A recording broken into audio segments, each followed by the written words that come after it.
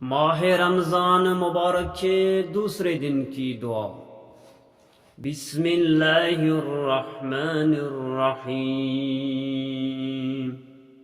شروع کرتا ہوں اللہ تعالیٰ کے نام سے جو بڑا مہربان نہایت رحم والا ہے۔